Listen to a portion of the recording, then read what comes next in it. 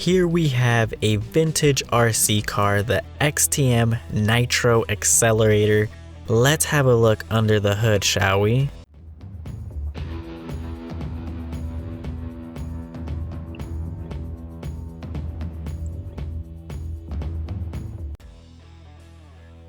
So here we have the XTM X-Cellerator, a Nitro RC car, and it's vintage. This car's about, I want to say 15 years old, and it's a pretty good example, which is why I bought it. Here we are just taking you through the outside, letting you guys have a look, how it looks. Keep in mind, this is old, so there's going to be some wear and tear that shows on the body, but we're giving you that nice aerial view from the top. Has some stickers on it, and it has some stickers missing. Look, there's already a missing sticker, left front headlight there, but as we come around to this side, everything's looking nice. The paint job is, with these vintage cars, the paint jobs were really great. The bodies look awesome. This one's a little Baja truck here, so it's looking really good.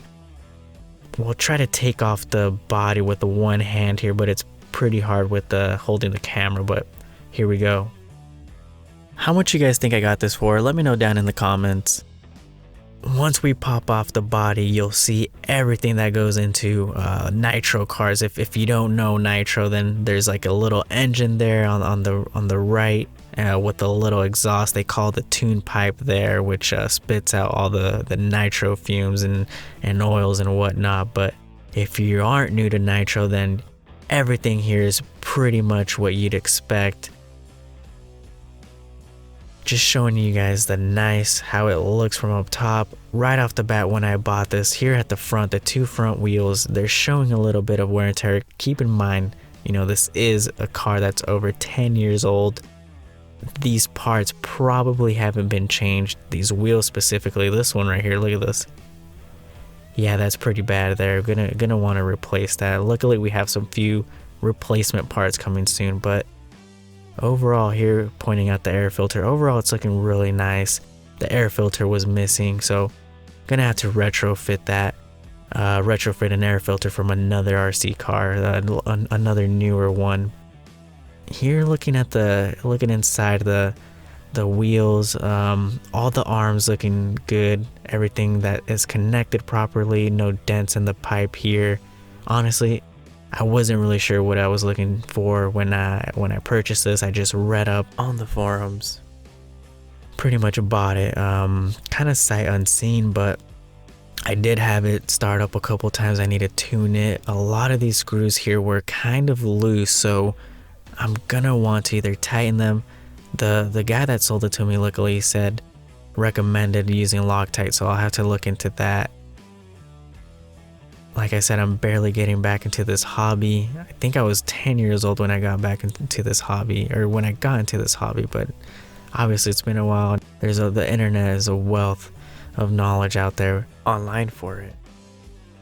Over here around the back, the battery box back there, the springs look fairly new. I think these might have been changed, but everything connecting the wheel to the base of the bodies looks in good condition. The rear tires have a lot of grip left. Now, one thing that was changed, he mentioned, as we kind of zoom into the high-speed needle, it looks like it's been messed around with a bit. It's got a little scuffed a little bit there. But one thing that's been changed with this car is the spur gear. Apparently these cars like to chew through these, so I think this was recently changed, and the guy retrofitted a Traxxas one there. So yeah, something to keep an eye on when I'm running this and make sure everything's correct there. The last thing I want to do is break something. But overall, the tank, no cracks in the tank. That's a problem if there's cracks in the tank, or these tubings here. If there's any air, I try to turn it on and it was just leaking fuel out. So I think I'm gonna need to have a look and to see how the high-speed needle at the top there is adjusted. I don't think that's adjusted properly. It was just leaking out everywhere. But yeah, these tires up here are looking really, really terrible. Let me flip it around. Yeah, you can see there's just cracks in them. It's not looking good. You can still run these, but do you want to run these when they look like that? Especially this one. Look at this one. Yeah, that one's pretty bad. When you have a look under the body, I think it's pretty hard to see, but all the screws are in place there. They're not missing. They're not kind of chewed out there, but here's a control, the remote that came with this. I don't think this was the original one. I looked it up. Doesn't look original. But the body here, let's have a look at the body. Yeah, look at this. The paint job is nice, but it does have some wear and tear. Like I said earlier, there's some tape on the back here holding it together. It's a bit rough. Maybe I might get a new one. It has like a little sticker there someone put on, but I don't know.